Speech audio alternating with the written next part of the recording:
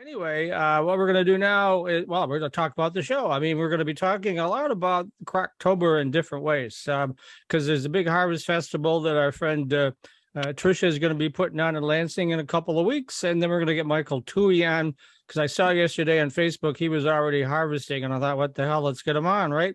And he can talk about what's going on with Croptober. So let's start with Rick's headlines. Take it away, Rick. Well, hello again, everyone. This is a Cannabis News with Rick Thompson on 420 Post. So let's begin. Well, the Michigan State Police are still keeping their mouths shut on the subject of their decades-long testing failure. The state police lab testing methods caused CBD to convert to THC, giving false positives for cannabinoid testing. This epic failure led to improper convictions and leveraged plea deals, even though the defendants maintained they had never consumed THC products. When pressed recently by MLive and Ganjapreneur, the Michigan State Police continue to stonewall the citizens of our state by refusing to discuss this issue and refusing to admit they flubbed tests back longer than just 3 years. The state police claim the testing issue is only a problem for cases originating after March of 2019, when they claim CBD became legal in Michigan, but that's a load of crap. We all know CBD products were not ever illegal to possess. Having cops admit that they were wrong is a struggle I'm glad I don't have to engage in. But we'll keep pushing the governor and the colonel of the MSP for answers because our people deserve better. Now, will Indiana legalize cannabis? Nobody's really sure, but those Hoosiers are still talking about it. This summer, the state legislature held a study committee. Bills have been introduced, work has been done, but as of right now, there's no recognizable progress on the issue. Looks like this year's opportunity for new law down south has come and gone, but the state assembly meets again in January, and the subject will be considered once again. Now let's do some real quick hits, huh? The Viridis lawsuit has a new court date that'll be November 29 and November 30, where an administrative law judge will hear about both the proposed penalties for Viridis and the countersuit filed by that cheating cannabis lab against state regulators.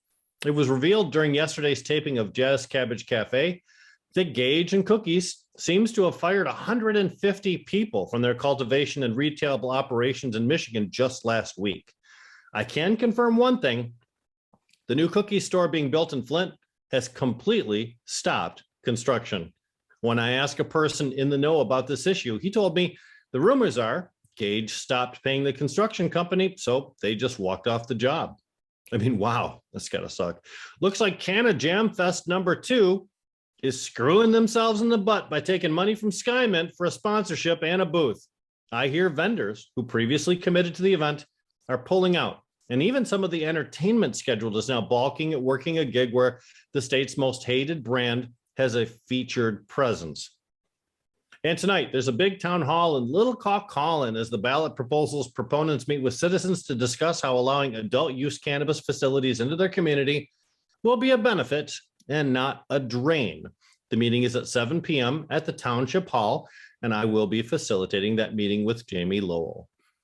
And that's it for the Cannabis News with Rick Thompson on 420 Post. Back to you, Mike. Thanks, Rick. Now let's tune into the events lady and her lovely bird, which I think is now quiet, right? For now. For now. Okay. So no Coco. Coco won't be participating in this interview. Typically she does, right? So I'm sure she'll participate as soon as, well, I'm surprised she's not squawking right now. Okay. Honestly, she's in my lap.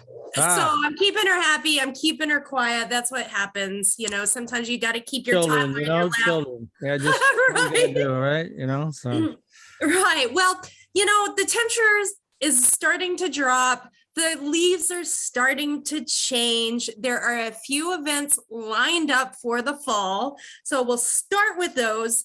This weekend, October 1st, is going to be the Higher Love Fall Festival. I know they're bringing in several brands. True North will be up there, but they're bringing in several brands to come and have like vendor tables and connect with the community there. So if you happen to be up in the UP and up in Marquette this weekend, go check that out. And then we have Camp Cannabis next weekend, October 7th and 8th. I'm starting to see more and more about this event. Some big headliners. There's Sublime that's going to be performing, Afro Man. Sounds like it's going to be a pretty good event, and it's a 2-day event, and it includes camping. So make sure you bring your poofy sleeping bag that's going to keep you warm, and maybe a heater, some gloves, all those cool temperature items to keep you warm over, a 2-day event. I'm excited to hear how that goes, because it's the first cannabis license event that includes camping. And then October 13th, we are hosting our potluck. Sensi is hosting our potluck and pamper party for women working in the cannabis industry. What we like to do is just bring women together consistently, help create that environment for them to build relationships with each other and possibly do business. And then in November, the big event that everyone's talking about, as usual, is MJ BizCon. That's going to be November 16th, 17th, and 18th. On the night of the 16th, I will be hosting our annual Stratosphere party. So make sure you get tickets to that. It's an open bar, open drink, or open food, really great food. And also you get a wristband to ride some of those rides up there if you're that adrenaline junkie. And then November 25th is Black Friday. It's one of the biggest sales days of our industry. We're going to be distributing our Sensi magazine Black Friday grab bags. So keep an eye out on our social media. We'll be announcing who our participating provisioning centers will be, and you can go and get yourself one of those bags. I know some lucky people here on this broadcast will be getting one of those bags. And then last but not least, December 1st is our next Sensi night. It's a theme of a frosty affair. So it's going to be a winter theme event, and can't wait. Licensed for consumption and sales. So if you want to be a part of that, just reach out. That is all I have. It has definitely quieted down around events. Boy, howdy, you're right. I mean, August was a blur for me. I was actually July and August. I was rolling all over the state. It reminded me of you in the old days when you did all your events, right? Well, I mean, like I got through summer and all of a sudden I realized I pretty much worked every weekend, but I had a hell of a time this summer. There were so many great events. There was Cannabis. There were some of the events that CEP Presents did, and Lansing Float did a couple of great events. So really, really excited to see what's going to be on the books for next summer as well. Absolutely. Okay. Now we're going to turn to our reviewer extraordinaire, Mr. Sparrow. Good afternoon, everybody. And thank you, Jamie, for not giving the shit show people of the Canna Carnival any airtime with the falling leaves that the state and Muskegon both are allowing them to do again. I appreciate that, for not giving that any extra attention. And I don't know the dates. We will not be attending. So today I have a couple of products to review, and normally I give these things raving reviews. That will not be the case today. I was highly disappointed in both products that I purchased. Kudos to Cloud Tyler. He was awesome. I love the new layout of their store. They kind of decluttered it a little bit. Cloud was one of those provisioning models that carried damn near every brand in the state, and they are whittling them down to just some good brands. So good on them. But the first one, which caught my eye, Rock and Roll Moon Rocks. I'm gonna go ahead and open these up and talk about them a little bit. These Moon Rocks are from Dab House. Euclid is the producer and the packager of these. They're just THC. Wow, they're really stuck in here. They were really super sticky, so I was really excited about them. And I'm going to hold this guy up here and see if you guys can see this. Wow. But so these were they were doused with live resin and rolled in diamonds. And the total cannabinoids came in at 69.57%. 20.9% was THC and 46.19 was CBD, which I didn't think would be a big deterrent. So it's a 2-to-1. You know, I figured it would still be enjoyable. It smoked bad, it tasted bad, and it was a little on the harsh side.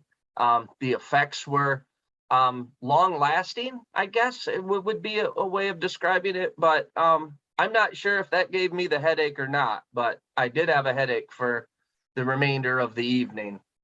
So I would be careful on these, because it's 5 grams for $50. So I didn't think it was too bad a deal, but these were definitely not my go-to. If you're into the moon rocks, I still think that well, what's the name? I can't think of the name. Jamie, do you know the name of the moon rock people over there on the east side? They make the rock and roll pre-rolls. I do not familiar with that company.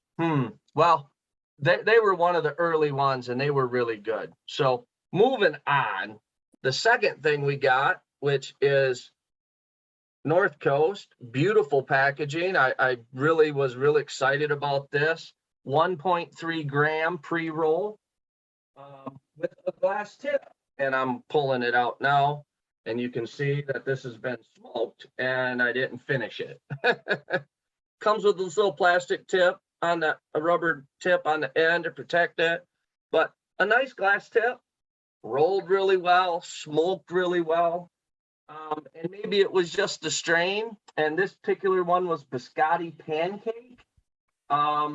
And these are from North Coast, and this is another example of how these collaborations happen. But this is from Lemonati Family Farms, North Coast by Alpha Buds, produced this Biscotti Pancake, but packaged by House Brands. This came in at 18.35% THC. And again, it lacked taste, it lacked luster. I didn't find any really good effects out of it. I'm going to give it another whirl, but as it sits right now, I was really disappointed in my purchases. So really, it's buyer beware. Try to make a relationship with a bud tender, and hopefully they don't steer you wrong. Something else that I noticed is Veritas is involved in some of this stuff, and typically I ask before I make purchases. I thought the gentleman knew who I was and wouldn't steer me in the wrong direction. And that's no fault of his. You know, not all of them know everything, but I didn't have a very good experience, but that isn't going to deter me from trying again. So I would definitely stay away from these rolling runts from this rock and roll company. I wish them the best of luck moving forward. The other moon rock place that came to me as I was chatting is U-Baked, and I really enjoy the U-Baked pre-rolls. North Coast too, I've had these before. I was real excited about this. It was 1.3 grams. It was $15 out the door, and that's a pretty good price point, especially with a glass tip, and it's rolled, so it didn't run. It smoked well. It just, the effects and the taste just weren't there, you know, and it just comes back to everybody concentrating and educating themselves on the terpenes that they enjoy. Was that non-infused, that North Coast? It was not infused. Okay. So that would be 2 thumbs way down, right? On both products. So okay.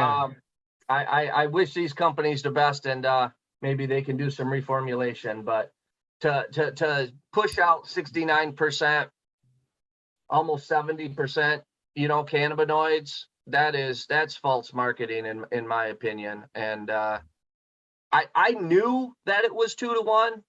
Cloud had it labeled as such, so there was no secrecy on their part, but these are not worth the money. Hey, Dan, a 1.3 gram pre-roll is kind of an unusual size. Isn't that true? That's what I thought too, but yeah, she's 1.3. I mean, it was I mean, if you think, I mean, I've already smoked this, but I mean, that's, you know how big those glass tips are. I mean, it was a log to say the least. And I really had hoped that it was better. Okay, Doug. Well, I was just going to introduce Michael Thue, but I see on my dashboard he just got up and walked away. So we'll hopefully he's probably chasing his bird or something, right? You think? Okay. Well, when Michael gets back in his chair, I'll introduce him. So I think he's coming back now. Okay. Here he is with the We blunt. gotta in his love mouth. live shows, right? This He is saw a not couple safe. of us smoking and decided it was an okay thing. Yeah, That's the what it Thue was. I Okay, know. Michael, I muted you, so unmute. That's I wouldn't funny. expect any different after out of Thue. Is he there? Now he Oh, should be now we're on. there. Okay, yes. We just figured since Dan was talking about pre-rolls, you had to run back and grab one real quick, right? So, I had FedEx dropping off an order. oh, My okay. All right. dogs. Sounds good. And Thue smokes big blunts. And his dog does too, it sounds like. So, okay. So anyway, like I say, live show, you never know what you're going to get. So I saw Michael's Facebook post yesterday, and he was showing off his beautiful buds that he was growing way up north there in the Traverse City area. And I thought, gosh, we were going to have Trish on the show anyway. So we're going to get to you in a second, but we're going to bring in Trish first. I'm going to reverse the order because she's going to be talking about her big festival, but you can certainly participate, Michael, in that discussion. So Trish, go ahead and unmute. I'm going to reverse the order here. So let's talk about your big harvest festival, because that's kind of the theme of the show today. And obviously there's a lot of very much interest in what's going to happen in Croptober, since already prices for retail are crashing to the floor. So what's next, right? But so talk about your event, the Harvest Festival. I believe it's October 11th. I know it's in Lansing, right? Correct. Yes, it's called the Michigan Cannabis Harvest Rally. And it is a collaboration of the entire cannabis community. We wanted to have an event that actually brings everybody in the community together. We want to be able to create awareness and education about what is happening in Michigan in the cannabis industry and, of course, in the cannabis community. We are going to be talking about topics like veterans, patients, testing, social equity, expungements, labor issues, on and on. We will have, I can't even tell you how many vendors are going to be there, but I know that right now it's already over like 25 or 30. But it's not a consumption event though, right? Or it is? No, this is an Okay. education and awareness event. So the speakers that are going to be there are going to be speaking on the topics that I just listed off. Uh-huh. A lot of them are surprises, but we do have, a senator, there's a senator that will be speaking there. We have a couple doctors that will be there speaking on pediatrics patients, just medical marijuana in general. And let me see here. We're going to have Les Older and Tom Wall out for entertainment purposes. We'll have vendors there, food trucks. We're going to have some workshops there too as well. It's just going to be, basically, we're bringing it back to the basics. We want to bring the Michigan community back together to realize what we voted for in 2008 and 2018 happened because of all of us. And it's time to get back together and see how we can make Michigan a better place to be a business owner, to be an employee, to be a patient, to be a caregiver, to be an everything. I know Governor Whitmer is a supporter of cannabis, and so is our Chief Law Enforcement Officer, Dana Nessel. And right there in Lansing, do you know if they're going to be attending? We don't know yet. There's a Ah. possibility. It's a possibility. I have to wait for that to come in, but I do know that we have Senator Irwin that will be there for sure. Yeah, I just saw him at the Mushroom Festival in Ann Arbor. So shrooms. Yeah. Anyway, all right, let me open it up to the gang. I'm sure you all have questions for her. You all know her, so take it away. Well, Trish, first of all, your entertainment is top notch. Tom Wall, for those who are not familiar with Cosmic Knot, and Tom is an amazing musician in his own right, but then he also has the flaganoleptic music where he attaches a device to plants, oftentimes a cannabis plant. And then as he plays music, the cannabis plant responds, and that's translated into musical notes. So he ends up, playing literally with cannabis plants, which is a fantastic thing to see. And Les, of course, has been around for such a very long time, and he's such a great entertainer. He has such a great repertoire of different things he can do. So I'm excited just for those two things, as well as all the different speakers that you have coming into. Anyone else? Yeah. Tickets, where can we find them and how much are they? And is there different levels? For sponsorships? No, just tickets just to come. Oh, no, it's actually a free event. So everybody's welcome. Anybody can come there. We do have some sponsorships left open. We're basically going to give out t-shirts to everybody that's there. So basically all the donations go to the t-shirts that we're going to give out for the event, just to give everybody, you know, the ability to have a little souvenir there. We'll hopefully be having tables and chairs and things like that, so veterans and patients and anybody with a disability has a comfortable place to sit. There's just so much going on, you guys. I can ramble on about it all day, but between the musicians, the speakers, the vendors, the communication, the networking, the community, we have characters out there. We're going to have people doing craft and art. It's just going to be a good place for everybody in the state of Michigan to go to learn about what's going on with the cannabis community in general and how they could be a part of the solution and also making it a more positive place. I can tell you, I'm sorry, go ahead. No, so we can expect licensees as well as caregivers and patients and customers, I guess. Correct. Consumers, business owners, you name it. It's going to be, I do know that we have a couple of different ambassadors that should be coming out. Now, what we did with our ambassadorships is we just gave everybody that supports the Michigan cannabis community an opportunity to show it by having them add their logo to one of the templates for the rally. And that was huge. That was huge. We at least have anywhere between 150 and 175 right now. And I haven't even checked my email address since then. But it's been really cool because it's been actually driving traffic to each other in the community. They're seeing each other. They're seeing that they're supporting the same things, even if they're different. And it is actually bringing a lot of people together that feel like it's a safe space to be able to celebrate. So that has been a pretty magical experience, but we do have Apothecary coming out. I can't tell you off the top of my head, everybody, to be quite honest with you, because I don't do that role, but I do know that they're coming for sure. Jamie, I see you're unmuted. Yeah, like, hi, Latricia. It's awesome to see you. Would you take a moment and just kind of talk about the work that you have done in the community leading up to this event? Sure. So you guys all know my partner in crime, Amy Carter. I've been on and off working with her for years. 11 years ago, she had discussed issues that she had with Jaden. And, you know, being close to her as much as family could be, she decided that she wanted to go into a situation where she wanted to try pediatrics cannabis for her son, which brings Jamie into this too as well.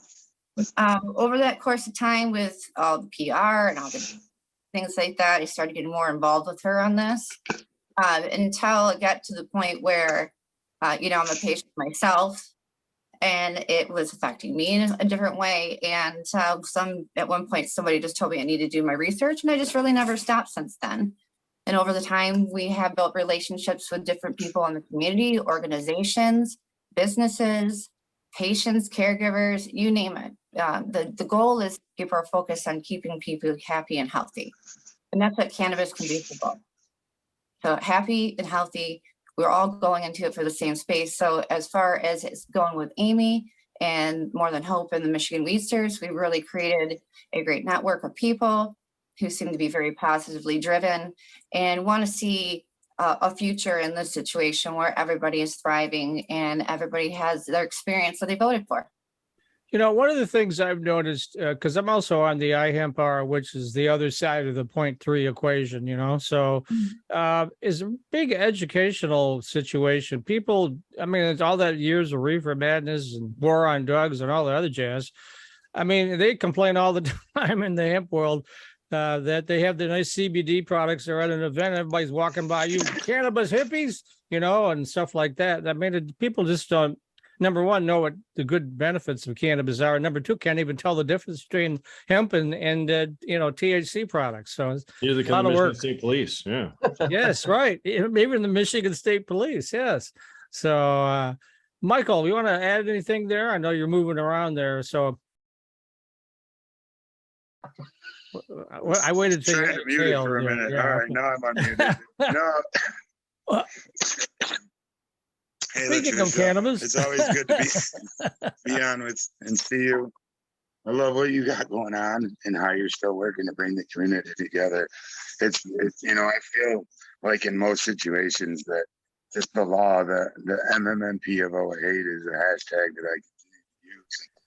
feel like a lot of people have really forgotten that and where we started with that.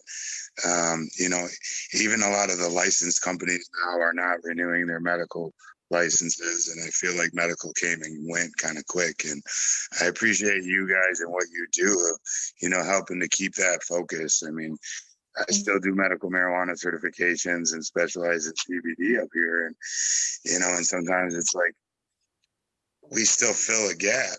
I feel like in the industry where there's gaps that continue to that be in the industry, though we try to fill them and we keep making our laws better. But, you know, there are definitely some gaps, and there's only a few people out there like yourself that are actually still working to fill those gaps. So thank you guys. Thank you and Amy for everything that you guys do.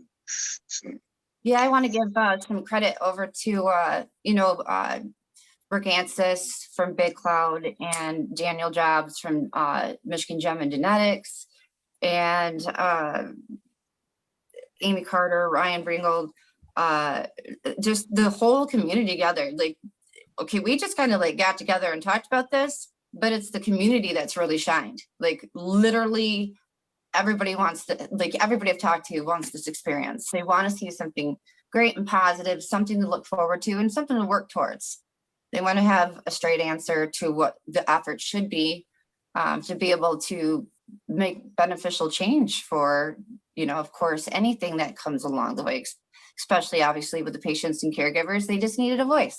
They needed a stronger strategy when it comes to political figures and things of that nature. So it's just, it takes a lot of us, and we had a lot of great teachers along the way. So it's important to give authoritative information to the people who are you know, using cannabis to make sure they don't accidentally run afoul of the law. In 2009, the medical marijuana law came effect, and everybody thought it meant something, but the cops and the courts thought it meant something different. And that meant a lot of people accidentally got jammed up into a system they never should have fallen into in the first place. So having an event like this to explain, for example, what the details of the Thue situation are, the Thue case, and how that would positively affect some of those people who, you know, may be stuck up in the system already, or to explain some of the opportunities for expungement that people may not know that they have.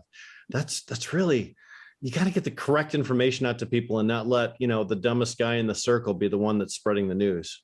Because that's usually what happens. The Thue case, since we got Michael right here, why don't you explain a little bit, if you can do a Cliff's Notes version of your litigation? Yeah, sadly, Rick, the loudest person in the room is usually the dumbest one and gets the most attention, you know. But so you asked about my case and the litigation on that, is it, Mike? Yeah. So yeah, well, people might not be aware of that, so I thought you could explain it yourself. It's always good to bring it up because it's a never-ending issue, right? So people are constantly being arrested every day. People are getting put on bond and probation every day, and it is something that needs to be continually reiterated that, you know, we finally have won that fight for everyone. We took that Coy case to the Court of Appeals and won the right for that way. Anyone that has a valid medical marijuana card in Michigan has the right to use medical marijuana as long as they have that valid card. But no judge can deny your medical use of marijuana as long as you have a card. That goes even back to the valid paperwork is my interpretation. You know, normally once the doctor signs that certification, Section 8 covers you. Section 4 is the registry process. Section 8 affirmative defense covers you as soon as the doctor has signed that medical certification. You know, so here, you know, in Grand Traverse County, when somebody takes in that piece of paper after their visit with us to get their medical marijuana certification, that is all the courts here require. Now, I do have another case over in like Cadillac where the person has been denied for some grammatical error on the application, and their probation officer is still saying it's not a valid card. You don't have the card in hand. But, you know, if he was challenged in court, or if they were to violate him for dropping dirty, you know, they would be at risk of being sued, you know, because of, you're not supposed to discipline anybody for their medical use of cannabis. So, you know, the importance of that, you know, being able to be reiterated as often as possible. You know, I still get messages on a regular basis. We still get referrals just because of that exact situation of somebody that's been put on probation, that their probation officers now are sending them to us. You know, so it's kind of a really cool change, you know, where, you know, the POs now are just telling them, hey, like, go get your car. There's nothing we can do about it anymore. So it's, you know, it's pretty rewarding on that aspect. All righty. Anybody else want to? Well, we can switch over to Michael now and talk about his crop coming in. And then what I want to do is that's the setup for his crop is coming in. So that means a lot of other growers out there are having theirs come in. And we were talking about Croptober and what the impact is likely to be. Let's start with. I was looking at some pictures of some really nice buds that you were showing on Facebook. So talk a little about that. So we did a smaller crop this year with the way things have been in the market and in the industry. We did more of breeding crop and breeding selection, phyto hunting out new genetics from our years of breeding in the past. I know you had me on once before to talk about the hemp breeding project, but we've also done our THC breeding in there as well throughout the years. So the strain that you mentioned, it was an FTG. I don't know if I can say with a live recording what that stands for, but we'll say forget the government for now, I guess. Actually, I know what to say. I looked at that, so you're right. We'll just skip over that part. So, and it was crossed with some male pollen that we used last year. Was pink gorilla pollen. So it's a strain that had been going over really well with our customer base and that had been really enjoyed in our shop. And we got male plants of that and use that to pollinate some of our top producers, and you know, and that our customer base has really liked. So again, it's back to making new genetics, you know, unique genetics. There's been a lot of talk about, you know, companies that if they don't start making some of their own unique strains and having their own unique products, that they're really going to struggle in the market when everyone continues to have the same available products. You know, so that's where we've really been looking at some things of that. And trying to select out some new genetics that we can really build, you know, the program around in the future. So as we go into making some changes and adapting and getting ready to go make the switch here into the licensed market, you know, it's just with THC, besides just what we've done with CBD all the years, you know, so. You know, Michael, here in the upper Midwest, we've had a cold snap the last few days, and it's also been very rainy too. I've been around outdoor gardens a long time, and I can tell you those are things that trigger farmers to perhaps sometimes harvest a little early, worried about bud rot or worried about potentially losing things to frost damage. Was that a factor in your decision to start harvesting this year? So that strain was actually finished. It had yellowed out and it was done feeding. And was ready to harvest. So I do have another strain as well that we harvested actually a week before that. So it's something that we've worked on in our breeding processes over the years, is working on strains that we can pull a little bit earlier than typical. Typically, you're trying to really struggle to get to October 1st and have some good weather. We're working with these genetics where, you know, we're trying to get in before that weather switch. It's usually that last 2 weeks that the weather is a struggle. So if we can cut 2 weeks off of that time in the grow process with the breeding, you know, then it also puts us ahead of having some good quality genetics that weren't going to be damaged with the late season harvest, as some genetics really have to hold out for. You know, so luckily that wasn't a factor yet. Yes, it's been raining for like 5 days straight, you know, so there's not a whole lot you can do. You know, we can get the backpack blower out and go out there and dust them off and try to blow the dew off in the mornings and do certain things. But on a large scale, it gets kind of difficult to do on the farm. So, it is what it is when it comes to some of the larger, especially the outdoor grows. Again, that's why you see a lot of product, just a lot of oil that goes to market at the end of the season.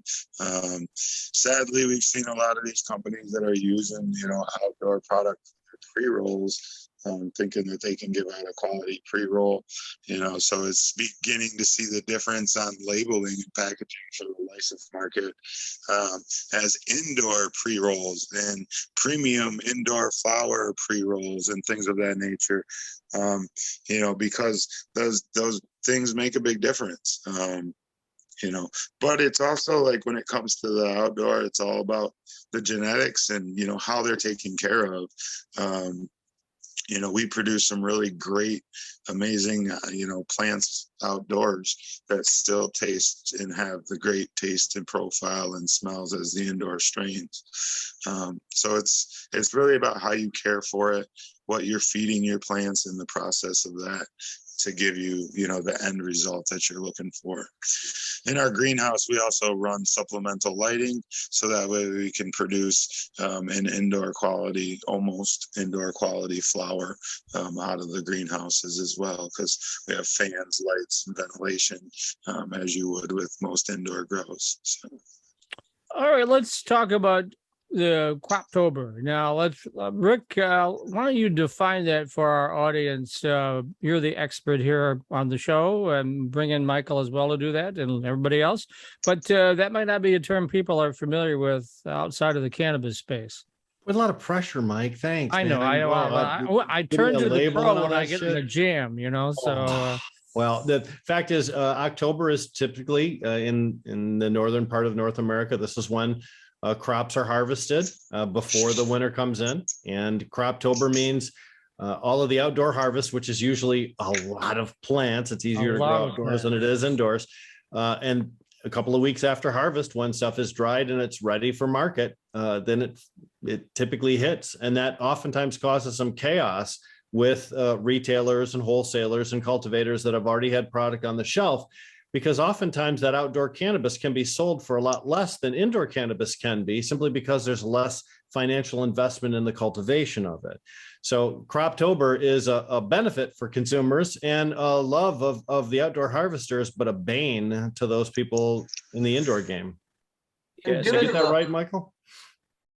And due to the location, the shape, and the size of Michigan as well, once you get out of the Southwest, you really start getting into more and more cold weather. And the farther you go, like up in Traverse City area, and then once you cross the bridge, it's completely different. So, the Southwest Michigan is the only real truly place that gets enough sunshine to even produce any of these cannabis plants that could even come close to measuring to an indoor cultivated plant. So, anybody that's north of 96, kudos to them for anything that they're accomplishing in the outdoor fields. Michael's smiling. So do you agree with that? You get enough sunlight up there in Traverse City? So, no, with sunlight, yes. The farther north you go, we actually have a longer vegetative cycle. So we have a longer sun in the middle of July than you guys do downstate, say. But the difference is like that weather. Like Michigan has multiple climate changes across the state. We are such a large state. So you go like from south of US 10 is kind of like the dividing line for the lower part of Michigan. Like, so up until US 10, you got kind of one climate zone where it's really good, grow climate, temperature wise, controlled environments. North of 10, you have more water than you do land mass. So the water controls the environment when you get north. We also get a lot of different weather, the snow and the rain, and because of that, the lakes have a big deteriorating factor on, the weather conditions. And then you get up to, up to around Travers, it's kind of from 10 to Travers is kind of the similar. From Travers to Marquette is another 10, like north of Travers. So you kind of like Petoskey, Charlevoix, Petoskey, up to Marquette is another climate zone. And then north of Marquette is just like, you're darn near dealing with the Arctic up there in Houghton, and on. So, you don't get much of a grow season at all when you're up that far. It just gets too cold. The big difference that we have here in Traverse City is why they do a lot of crops, a lot of wine, is the lakes control the environment again. So the microclimates, we have a lot of small lakes, and then we are surrounded by the water with the bay. So that keeps along the water, it keeps us where we are able to finish our crops out and do a little bit better compared, more kind of like downstate. But you go inland, there's a lot of large grows in Frederick, south of Gaylord, and you get inland like that where you don't have the temperatures to control the water to control the temperatures anymore. And they definitely see some different struggles than you see along the lake shore. So it's pretty amazing as to where companies have chose to set up their grows, and you can definitely see some of them, didn't really consider the climate in Michigan. They were going off what they could, afford to grow or what township was going to be the quickest and easiest in to let them in. And in the long run, you'll see these factors will start, it's playing out a little bit more with these companies, I think. Inland is notorious for having more frost because they don't have that moderating effect from the Great Lakes. Also, they're more subject to drought because the Great Lakes create their own weather systems. And sometimes that rain might only penetrate, a couple of dozen or 50 miles inland. And if you got somebody in the center of Michigan, then they do face some additional environmental difficulties. Yeah. So what's everybody's feelings about when the crop comes in, what's going to happen next? Well, I'll tell you this, the market's pretty saturated as it is. You're going to add some additional cannabis in there, and there's no expiration date on cannabis right now, which is something we've been pushing the CRA to do, which means that something that's been sitting on the shelf for 2 years rather is still going to continue to sit on the shelf. But Croptober just brings in so much inexpensive cannabis. And for retailers who are struggling to make ends meet, inexpensive cannabis might be, the temporary solution to their immediate bill needs. It doesn't necessarily make for a better community, but it might solve some problems for some individual retailers. Jamie? I'm going to look at the bright side of this.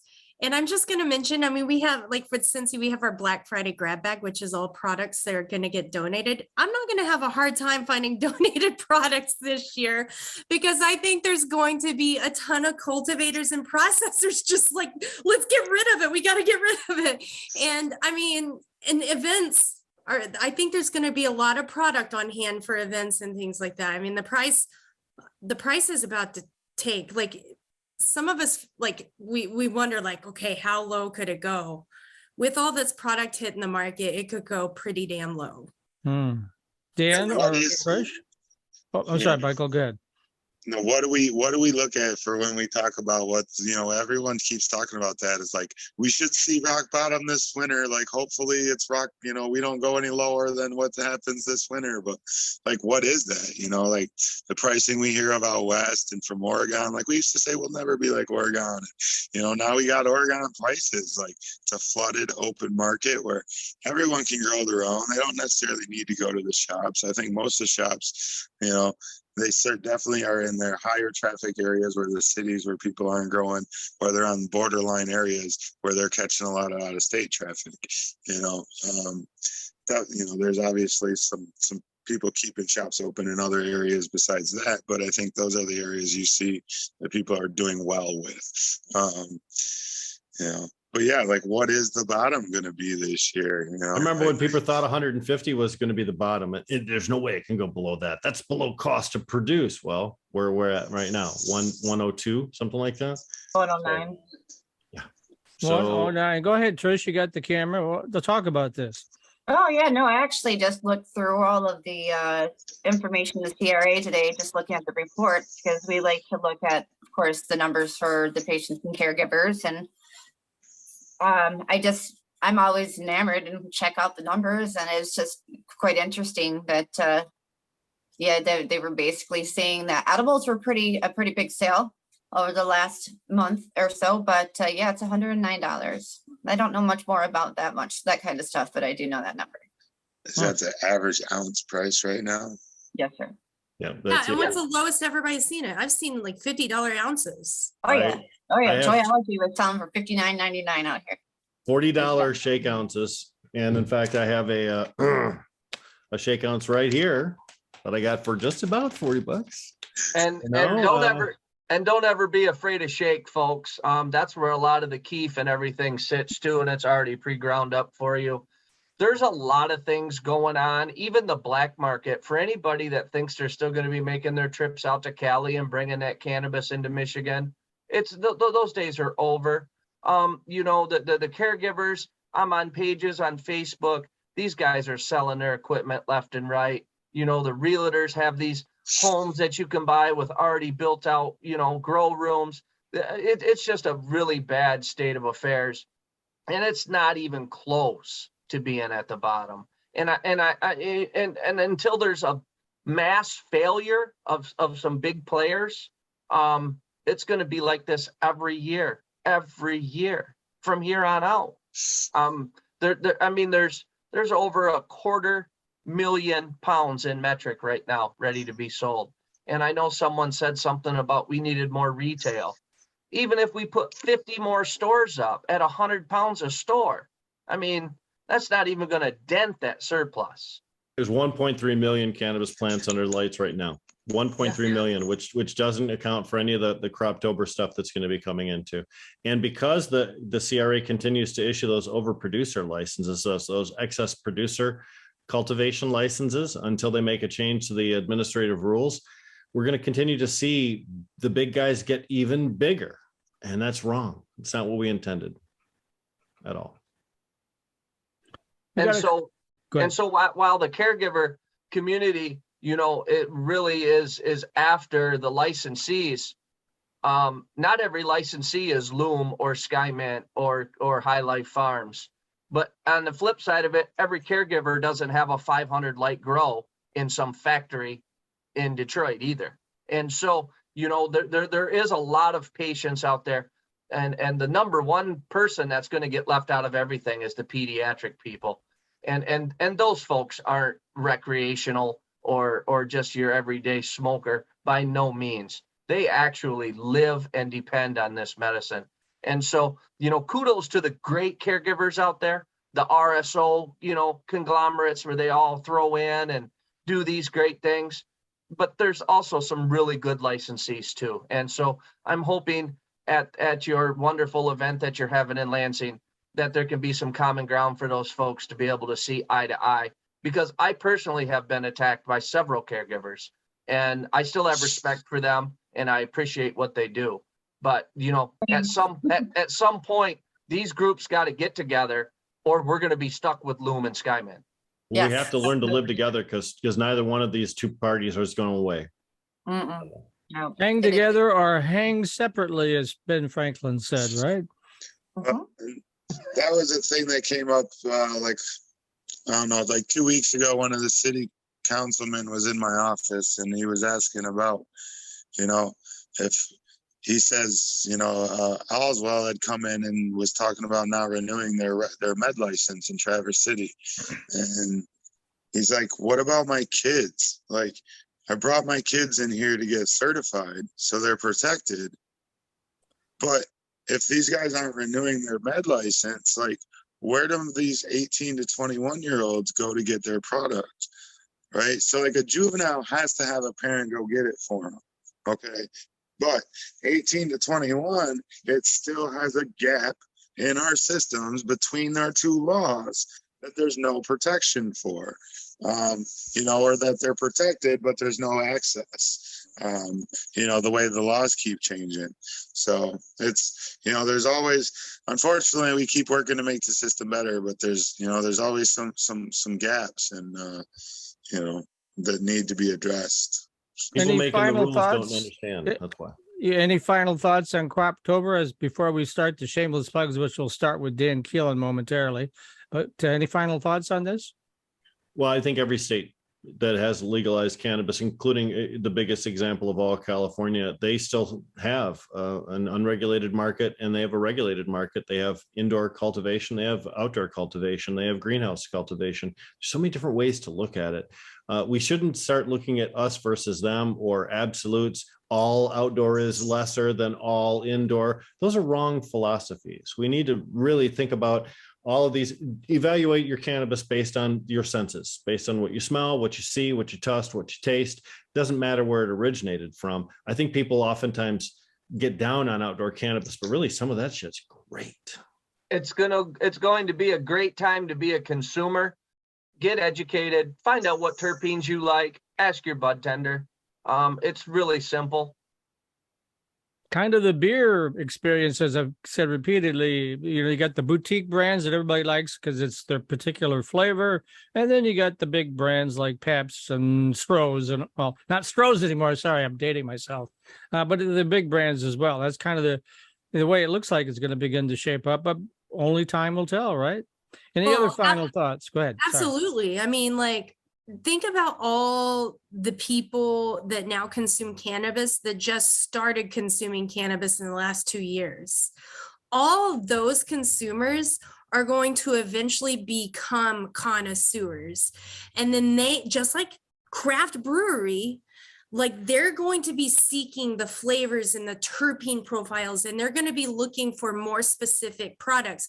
So my advice is innovate, start creating and experimenting, doing some R&D with new products that are going to be eye-catching to the connoisseur market. Okay. Any other final thoughts before we go to Dan Keelan? No? Okay. You're on, Dan. Unmute.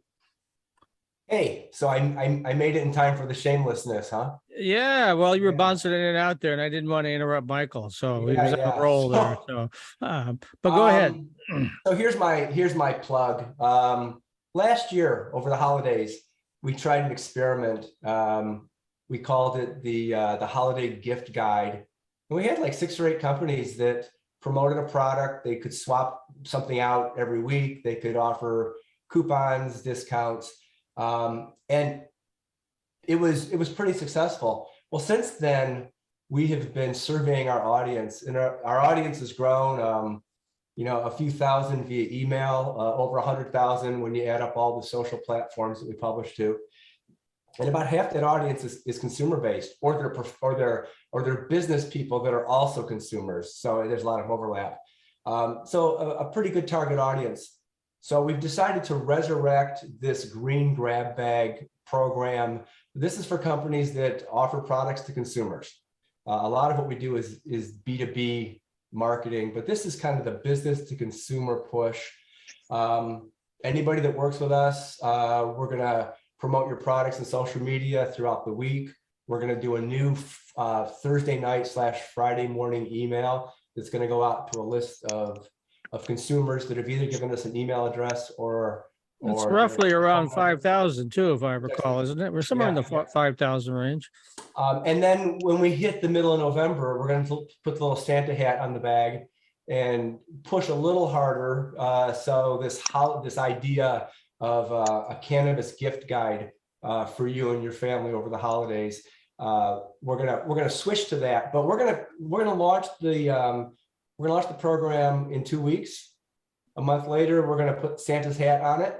But our hope is to keep this up as a year-round kind of new publication that we're going to offer. We do the news on Thursdays. We do some special deep dive content on Mondays with businesses. And this is going to be the one thing that we do that's actually focused on a consumer market. And just to clarify, we're not selling your products, we're promoting your products. We'll have a link to your website where they have to come, because we know can't ship THC products, right? So they have a link to your website so that they will come there, they will order and pick it up or whatever they're going to do. Yeah, Of course, last year when we did it, CBD you can ship. Right. Michael knows that. I know, and everybody knows that. But if it's got The folks THC in it, the folks we worked with last year were great. We sent links to their site. Some of them had custom landing pages. Some of them offered, special deals, whatever. But and it changes every week. You can change it every week. So That's right. Yeah. So every week we would get a new offer, some new photos. Some of the folks we worked with kind of had the 6 weeks all planned out ahead of time, and gave us the product images and the description. So whatever people want to do works. We've priced it at $390 a month, and we think that's a pretty fair deal. So if you go to our website, mimarijuanareport.com, you'll see in the upper right-hand corner a little grab bag. Click on that; it'll take you to a form, and you can tell us who you are, what you'd like to do, and then you get a call from me. good job. Okay. Thanks. All right. Speaking of shameless plugs, let's go to Trish. Why don't you talk about your event one more time, how people can find out more, whether there's sponsorships available, that sort of thing. Sure. You'll find all information that you need to know about it at MichiganWeedsters.com. That would be again October 11th. It's from noon to 5. And we do have space for 2 more vendors. The vendors' spaces have been selling out pretty quickly. The deadline is October 1st. You'll be able to find all the information for that on the front page of the website.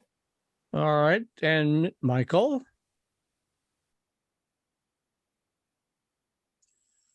Did I catch you flat-footed there? This is your shameless plug. You can tell people how to find out more about the Center for Compassion.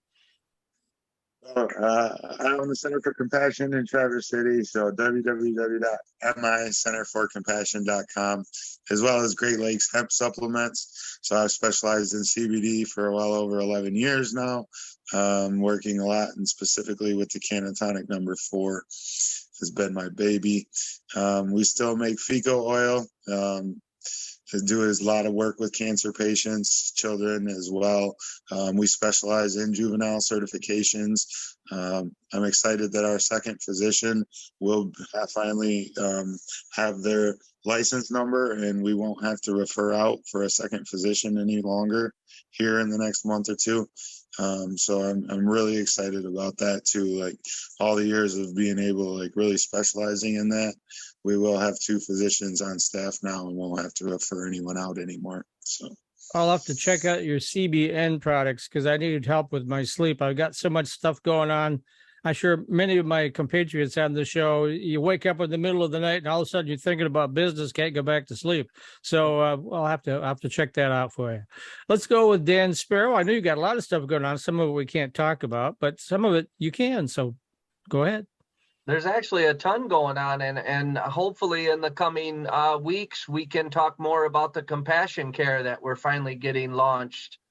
We've already talked to David Harns, and it was on Brisbo's desk for months and months and months. We're going to try to get some of this surplus cannabis to the veterans for free. So that is something that we're doing. They do it in California without an issue. And so we just got to get that donate button kicked on in Metric here in Michigan. And I'm Dan Sparrow. As always, you can get a hold of me at dan@hatchaplanmi.com. And I would love to review your products. And he's also a proprietor of a new cannabis-friendly Airbnb, of which I was the first person to actually stay there and pay for it, right? The Highway Mike Inn. Yep, that's me. So, all right, I appreciate that. Unfortunately, the pool's closed now, so I won't be visiting as much, but tell Connie, right? All right, let's see. Who are we missing? Oh, Ms. Jamie. Yes. So just CincyMag.com/Michigan would be the site for Sensi, and then True North Collective MI.com for True North. And yeah, got a couple events coming up over the next 3 months. So we're not staying quiet in these cooler months. We're going to keep on keeping on. So stay tuned, and we'll be making some more announcements very soon. And every other week you have the virtual speed dating. I do. Yes. And I'm actually turning one of those a month into a brand and retailer connect event. So it's just brands and retailers, because I think that's really needed right now. I'm always going to cheer on collaborations and partnerships. So I always like to create that space for people to make good connections and be able to have conversations and work together and release some awesome products into the market. Because I think that's really what companies need to be doing right now, is collaborating and looking at what they can put into the market that's different from just saturated flower. That's right. No more dime bags of weed, right? So that really dates me. Back when I was a student here in Ann Arbor, that a dime bag was literally $10, but nasty stuff. So anyway, Rick, take it away. Well, on October 2nd, this weekend, is John Sinclair's birthday party, and that's happening in Detroit. You can find information on that on Facebook.